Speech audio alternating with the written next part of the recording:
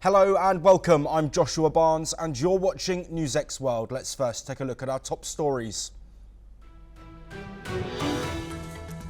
UK Prime Minister Keir Starmer says Russian leader Vladimir Putin will have to come to the table as he hosts a meeting with the world's leaders to discuss a potential Russia-Ukraine truce. Meanwhile, Volodymyr Zelensky says that his forces are not surrounded in the Kursk region, while Russia has announced the recapture of 2 more villages in the border region from Ukraine. Kyiv's Air Force says it has destroyed 130 of 178 Russian drones in an overnight strike. It adds that the other 38 drones launched had been locationally lost. The United States has rejected what it calls impractical demands from Hamas as talks over a Gaza ceasefire failed to result in an agreement.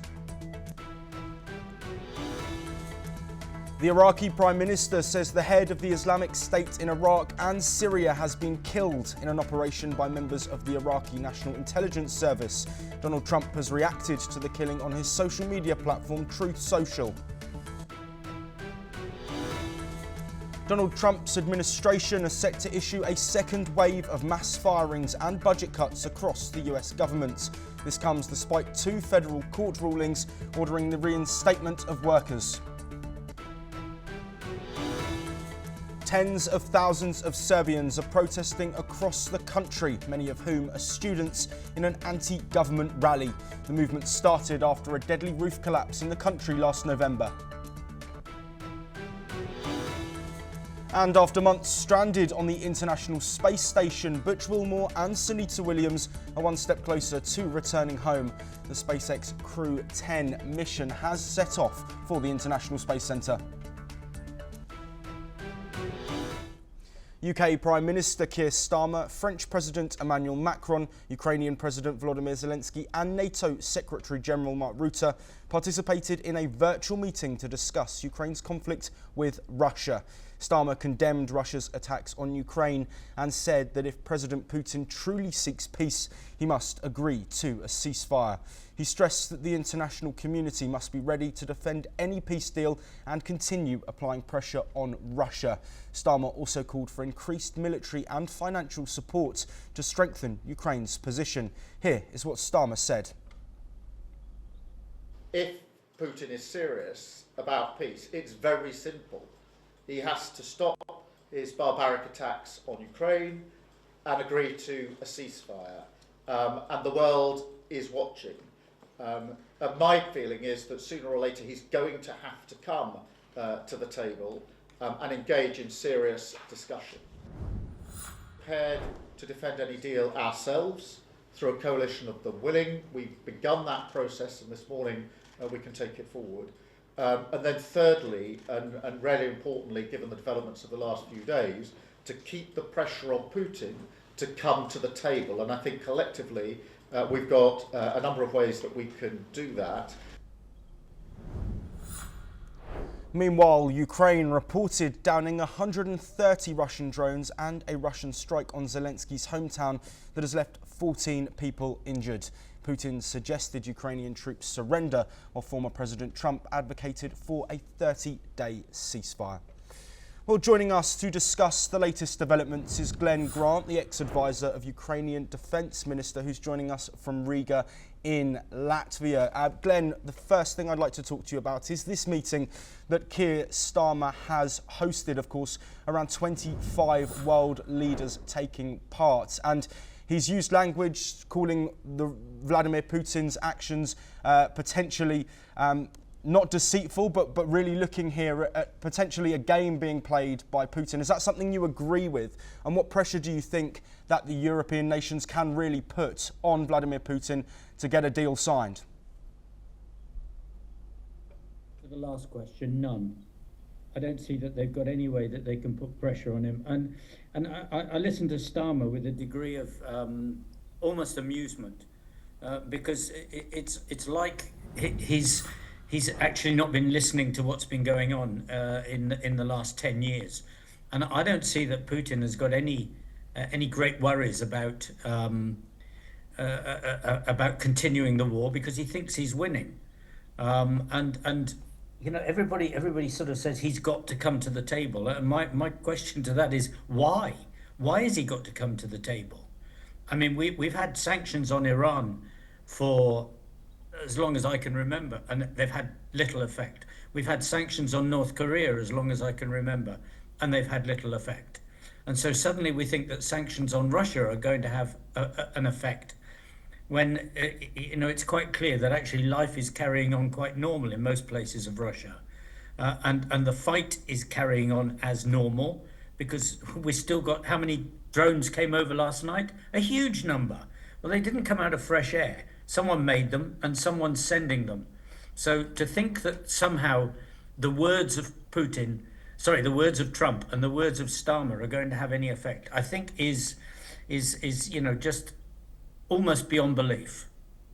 Yes, Glenn, of course, Starmer urging global unity. There were also leaders from New Zealand, Australia, and there have been talks with Canada as well. It seems that out of that group of nations, NATO countries as well, the US is an outlier. Do you think there will be any sort of alignment between European nations, their allies, and the US on this if a deal isn't signed by Putin in the coming days or weeks? That is a $64,000 question because Trump has so far shown himself as backing Russia and not backing Ukraine. The question is whether what Putin does now is in line with what Trump is thinking. In other words, Trump is expecting him not to carry on the fight, or whether it will be seen as a snub by Trump.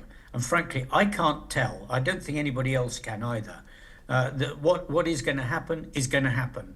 I think that what is important is that the European leaders, plus the others, Australia, etc., that they actually get themselves ready for war, not getting themselves ready for peace. Because if they get themselves ready for peace, they won't be ready for the bad bit if it happens. And I think that they're still too administrative and still thinking they can outsource the war to Ukraine. But they can't. The war is coming to all of us. Yes, and Glenn, looking at the ball being in Putin's court, do you think he will sign a 30-day ceasefire deal, and what might make him? I mean, I don't think he'll sign it. I think he'll just carry on as he's doing at the moment. Or if he does sign it, it'll just be the same as all the other things he's signed, like Minsk I and Minsk II, and every other agreement that he's broken in the last couple of years. He will just use the time wisely for him and then break it. What will bring him to the table? I think only if Trump says, "I am now going to give everything that we've got to Ukraine, and you're going to get pushed back." And if all the European leaders say, "We are going to fight to win, not we're going to be pretend that we're going to have a nice little peace." And until there's that seriousness, he will keep going. Yes, Glenn Grant, to bring an end to this discussion, you've spoken there about a couple of things that might push Putin towards a deal. But from the point of Ukraine, what does Volodymyr Zelensky need from these allies, or so-called allies in the US case, to really be able to continue fighting this war and staving off Vladimir Putin's forces?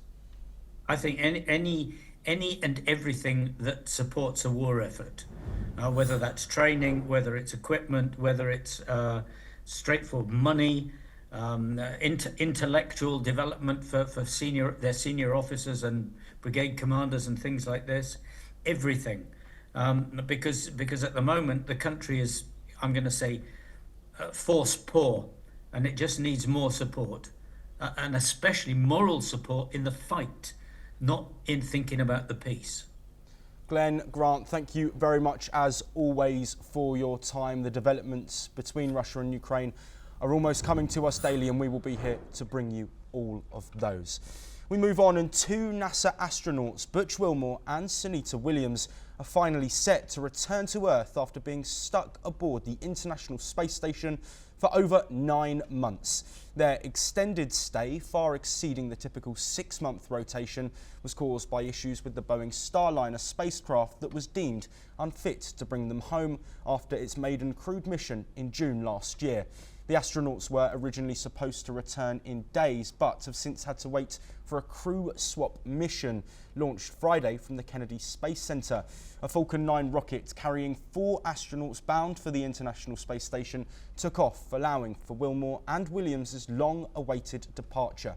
Though their stay is much shorter than NASA astronaut Frank Rubio's 371-day record, it still highlights the challenges faced by astronauts, including receiving additional supplies. Despite this circumstance, the astronauts remain focused on the mission's success and the people who made it possible. Here's what Dina Contella, who is the NASA ISS Program Deputy Manager, had to say. It was a spectacular launch. Really happy to have the crew on their way to the International Space Station and looking forward to seeing their happy faces on board very soon. As is mentioned, they'll dock tomorrow night, 11:30 p.m. Eastern Time, to the forward port of the International Space Station. We're going to have a short handover with the Crew 9 guys coming home no earlier than Wednesday at this point. Of course, we'll be looking for good weather. It might be later than Wednesday when they come home. Well, joining us to discuss these latest developments is Dr. Ram S. Shrivastava, the space scientist who is joining us from Florida. Thank you very much, Ram, for your time. Before we talk about the return, I do want to take us back and look at the past 9 months. And from your expertise, can you explain to our audience why exactly it has taken 9 months for these 2 astronauts who weren't meant to be there for more than a few days to return back home? They are coming back home. We'll welcome them. The only thing from the scientific point of view, the biological changes in their body for such a long time stay in the International Space Station. That is to be examined very precisely. The reason is very simple. Solar wind, we can shield it. Where radiations coming from cosmic rays, their effect is not yet known, because ultimately we have to plan a visit to the Mars and outer planets of this solar system. For that, if the human body is going out, then for such a long journey of several months, what will be the effect of cosmic radiation? That is to be studied in detail. And Sunita William, his other partner, their biological study of their previous medical record and today's situation, that is to be examined very seriously. Now, as far as their visit is concerned, it is very useful. The experiments which they have done, they are very, very promising for the future space flights, because ultimate aim is to reach at the moon, and you have to hunt out the possibility of minerals available there and their utility. If we are interested in constructing a colony on the moon, the entire new scientific era is going to be opened. In that particular new era, the data which these astronauts in the mission 9 has brought to us, it will play a vital role. How to design a colony there, how to supply water, how to get the saturation of the radiation there, how to get rid of it. There are innumerable number of problems which we have to solve, and for solving those problems, this is going to be first step, which is very, very useful. And I'm sure within the next decade, we will be able to reach over the moon, and we will be further advancing towards the Mars. And by that, technology is also improving very well. In this particular SpaceX, the previous module, which was to be halted for some time, the reason was the mechanical problem was there. And now we have overcome the mechanical problem, and now as far as the coupling of the International Space Station with the module, it is very perfect, very perfect. So obviously, we are very much confident in the near future, whatever data these astronauts are bringing, it is useful, and we will go ahead in this program. And these astronauts of 10th visit, they will also do some wonderful work. Particularly, there is a problem. Few asteroids are just targeting towards the Earth. What is their possibility? How to overcome them? For that, the scientific data is very much needed. And obviously, this visit is, and this particular experiment and use of SpaceX, its advantage, its engineers, and their know-how, that is going to be very, very fruitful for future planning. Yes, Dr. Srivastava, I want to look now at lessons that might be learnt. We know, of course, this isn't the record stay in space, but clearly a mistake has happened.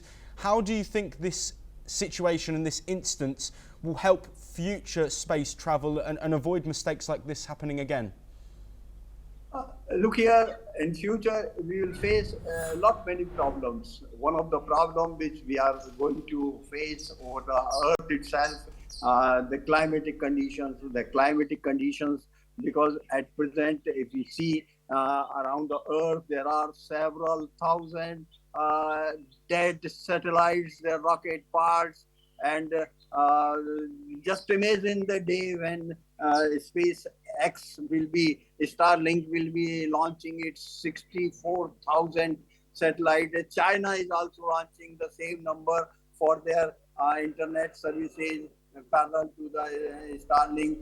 So the atmospheric pollution is gradually increasing, and that will be very, very dangerous because all these space probes, they are metallic, and when they will enter in the Earth atmosphere, they will burn out, and the metallic particles will be sprayed in our atmosphere. What will be the future impact of that? Is it going to create disaster over the Earth climate? Yes, it can be. So we have to very precisely and sincerely look into the after effects of such type of space pollution. And I think this International Space Station scientists, astronauts which have gone today, they will also look after it, and they will collect the data, which will be very useful, because it might be possible one of the satellites, if it is very heavy, just like the Skylab, if some of the parts are falling over the Earth,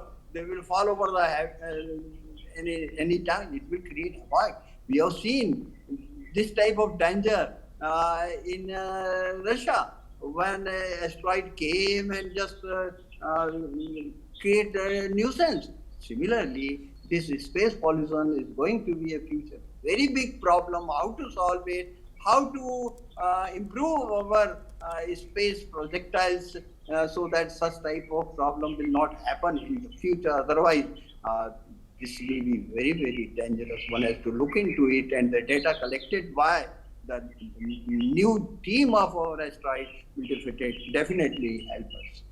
Dr. Ram Srivastava, thank you very much for your time and your insights. We all look forward to seeing how the return for Sunita Williams and Butch Wilmore carries out and what happens there. But moving on now, and according to reports, Abu Khadija, the head of the Islamic State in Iraq and Syria, has been killed in Iraq in an operation by members of the Iraqi National Intelligence Service, along with US-led coalition forces. Iraqi Deputy Commander of Joint Operations Command said that the operation was completed late on Thursday. Let's take a look at what he said. الساعة 1830 عن 6:30 وبعملية نوعية بإسناد فني وجوي ومعلومات استخباري من التحالف تم تنفيذ ضربة جوية وتم قتل الإرهابي عبد الله مكي مصلح المكنى أبو خديجة، وهو الذي يشغل منصب نائب ما يسمى الخليفة العام، وهو والي العراق وسوريا لتنظيمات داعش الإرهابية، وأيضا ما يسمى بمدير مكاتب العمليات الخارجية بعموم العالم، وواحد من أهم العناصر أو القيادات الإرهابية الخطرة الملاحقة سواء بالعراق أو عموم المنطقة. Yes, and on his Truth Social platform, US President Donald Trump said that the IS leader was relentlessly hunted down by our intrepid warfighters. His miserable life was terminated along with another member of ISIS in coordination with the Iraqi government and the Kurdish regional government. The US Central Command posted on X what appeared to be a video of the strike, which it said killed the global ISIS number 2 leader and one other ISIS operative. They also said that both fighters had been wearing unexploded suicide vests and that they had identified Rafai through a DNA match.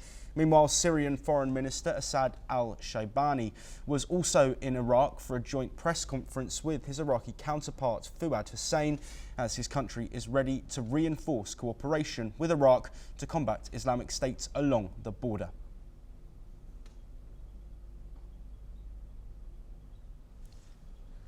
Joining us to discuss this development is Ali M. Bushback, who is an independent Palestinian researcher who joins us from Cairo.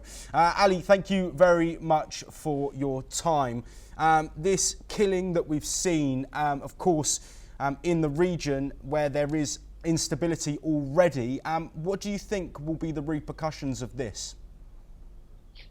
Well, thank you. I guess since the battlefield of Al-Mosul in 2016 and surrounded the ISIS in Al-Mosul in Iraq, Daesh withdrew to some area and they are still active until now. I guess, and also even the Iraqi government and Iraqi forces, they know that Daesh, ISIS still have some action or active to recruit some new recruitment and in Iraq and either in Syria as well as. So this action killing the supreme leader of ISIS, I guess it's a message for the terrorist group in the area that everyone will be under the fire, especially they are a time bomb in the area. Maybe they will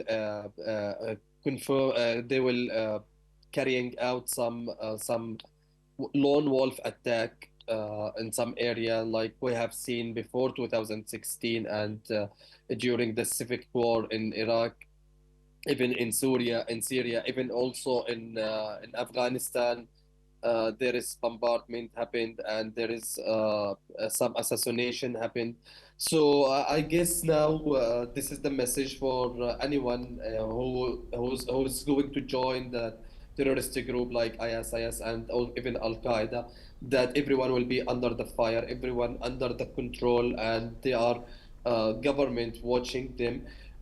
This is in one side, and other side that we have seen also there is some movement in Syria, and which also there is a chaos, a huge chaos in Syria. This is the huge question: is the area witnessing resuming the ISIS? Is IS it's going to be back again and confirming some terrorist attack in the area? But I guess this is not possible, especially that Ahmad al-Sharia, that who's claimed that he's a president for Syria, he was also against Daesh, and he was against Abu Bakr al-Baghdadi, the supreme leader of IS in Iraq and Syria. Yes, Ali, now looking at the words that we've seen from Donald Trump saying that there was, of course, US support in this killing, do you think there might be any wider ramifications for the Western world, given such a high member of the IS group has been killed? I guess as international community recognize that such kind of a group is a terrorist, so obviously they will support and they will be back of the anyone who will attack them or anyone will fight against them. Also especially Iraq has been suffered a lot during the rising up of Daesh in the area, and for more than four years they were suffering. So I guess Donald Trump also, he knows very well, and he's a straightforward president, that he has lack of diplomatic way. So I guess he would support the anyone who will be against Daesh.